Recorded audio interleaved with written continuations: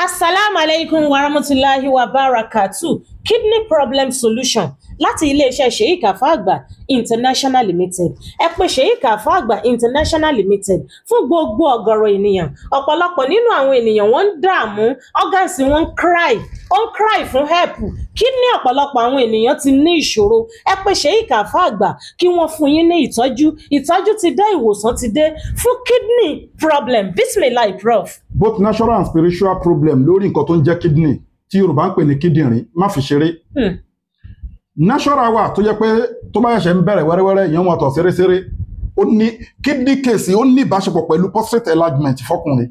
Ó ní ìbáṣepọ̀ pẹ̀lú gallbladder, ibẹ̀ yẹn kọ́ la fẹ́ lọ. So ẹni tó bá ti ń tọ̀ ṣeréṣeré kẹ̀rẹ̀kẹ̀rẹ̀ tó bá ti rí pé òun ti rí pé ìtọ̀ ń rúpọ̀ mẹ́jẹ̀, ẹsẹ̀ ti ń wú wẹ́rẹ́wẹ́rẹ́, ojú ti ń swell up, ó ti itch, ara ẹ̀ ń hun, ó ti yẹ yín sí, ara ẹ̀ ń dry skin, ó ti yẹ yín nísìn, kò lè jẹun mọ́ dáadáa, kì í rọrùn sùn mọ́, gbogbo àwọn nǹkan wọ̀nyí ó ti mọ̀ pé symptoms of kidney, even symptoms of chronic kidney problem.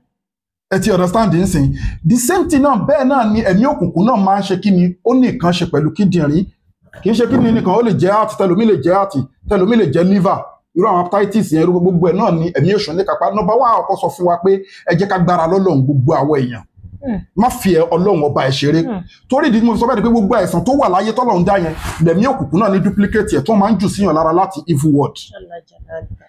So tó bá wà lo normal oògùn ẹ̀ sí tó yẹ kó lọ kò ní lọ o. Ló fi jẹ́ pé gbogbo àwọn nǹkan tó ń jẹ́ solution fún wa, egbògi láti India ní China ní Arab country ní Asia continent láti ń po àwọn nǹkan wa pọ̀. General ni ló ń ṣiṣẹ́ fún both natural and spiritual. Ìdí tá fi ń ṣe bẹ́ẹ̀ ni pé tẹ bá kó àwọn èèyàn tá ń treat àwọn èèyàn sílẹ̀ by natural la fi ń treat àwọn èèyàn tẹ́lẹ̀, wọ́n á ní àwọn ò rí changes, àwọn ò rí changes. Ìgbà tá a wá fi spiritual kún àrípá àwọn èèyàn ń gbà tó sílẹ̀. Ẹ wo orú kidney problem nísìn. Tẹ́lómi bá ní tó bá yẹ pé natural tó bá lọ sí hospital wọ́n á control ẹ̀ náà tí ò bá ti wà severe. Tó bá ti wà severe wọ́n á sọ fún ẹ síbẹ̀ ní wọ́n dẹ́ ẹ̀dí pé ní kidney renal failure ló máa rí. Ó ti gbẹnu tán nìyẹn. So a lọ sí hospital wọ́n á control ẹ̀. Àwọn egbògi wà láwọn herbs bí eléyìí náà tó ń control ẹ̀. Ó lè má jẹ́ natural, àti pé natural herbs. Ó lè má jẹ́ spiritual bí lè ṣe kó méjèèjì papọ̀ yìí. Àwọn kan tó wà wọ́n ti wá ní issue lórí kidney. Tó bá ó depend ibi tó bá rìn sí, wọ́n máa rìn dọ́dọ̀ àwọn kan tó yẹ pé wọ́n ní ìbáṣepọ̀ ní ẹ̀mí òkùnkùn ní evil world. Àwọn yẹn ò nídìí láti sọ pé gba egbòogi yìí àbí gba ọ̀ǹtù yìí àbí gba nǹkan kan yìí. Nǹkan táwọn máa ṣe ni pé wọ́n máa pe àlìjọ̀nú ẹ̀mí òkùnkùn. Dialogue. Wípé wọ́n bí ẹni ní kidney problem, báwo la fẹ́ ṣe? A ní kò sí problem.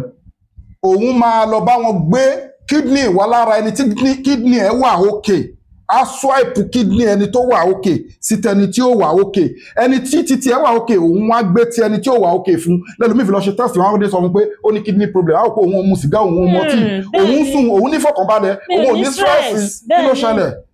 Wọ́n lè ṣe ń jẹ through evil. Ọfà oúnjẹ ojú oorun, ìbálòpọ̀ ojú oorun, gbogbo àwọn nǹkan wọ̀nyẹn ń forí kókó aláǹtakùn. Tí ọmọ tó máa ń ṣẹlẹ̀ sáwọn èèyàn lójú oorun yẹn tó jẹ́ ti evil one. Àti ọfà tí wọ́n tàyàn tí wọ́n bá padà dá tó bá rí cure solution fún, ó máa ń ba liver jẹ́, ó máa ń ba kidney jẹ́, ẹgbẹ́ wọ́n lè lò ní hepatitis B, wọ́n lè lò ní kidney problem. Ìyẹn náà ọ̀tọ̀ tún ni. Yàtọ̀ sáwọn tó yẹ pé wọ́n ń wá solution ká lórí kidney issue. Bá ṣe ní àwọn olè nínú life àwa èèyàn, wípé ayákìlà ni, bẹ́ẹ̀ náà ló wà, kò sí iṣẹ́ tó fẹ́ bá àlìjọ̀nú tí wọn kì í ṣe. Wọ́n rán àlìjọ̀nú, wọ́n rán àwọn ẹ̀mí òkùnkùn pé ó yá lọ pa alágbájá. Tẹ́lẹ̀dẹ́ rẹ̀ lómi pé ó wà òkè lánàá ẹ̀dẹ̀ báyìí pé ó ń pọ̀ blood lẹ́nu, ó ti kú, ó fọ́ nǹkan mọ́ lẹ́nu, wọ́n lù ẹ̀bẹ̀tì ẹ̀ ní rí spiritual ni. Bẹ́ẹ̀ náà ni wọ́n ṣe ń yọ kidney. Ẹ rí pé àwọn country kan wà tó pé wọ́n máa kidnap èèyàn physical tí wọ́n dẹ̀ ẹnìyẹn wọ́n á kidnap ẹni o, wọ́n á dẹ̀ yọ kidney ẹ̀, wọ́n á gbé tẹni tí ò dá sí ara ẹ̀, wọ́n á gbé titi ẹ̀ sára tẹni tí ó ń pọ̀ka pé ó ní kidney challenges. Physical wọn nìyẹn. Bẹ́ẹ̀ náà ni spiritual ẹ̀ wà tó pé ẹ̀mí òkùnkùn yẹn máa sọ pé nǹkan tí mo fẹ́ gbà ni. Spiritual á dẹ̀ change kinní yẹn. Bó ṣe jẹ́ pé nínú evil world ẹni tó mọ̀wé tọpọlọ ẹ̀ pé ṣáráṣárá ẹ gẹ́ẹ̀tì orí àgbò, ẹ gẹ́ẹ̀tì orí àgùntàn, wọ́n á change ọpọlọ àgbò sọpọlọ àgùntàn, ọpọlọ àgùntàn sọpọlọ àgbò, wọ́n á swipe ẹni tó tọpọlọ ẹ̀ mú bẹ́rẹ́bẹ́rẹ́ á di àgùntàn lẹ́sẹ̀kẹsẹ̀. Kò sí nǹkan tí ò sí.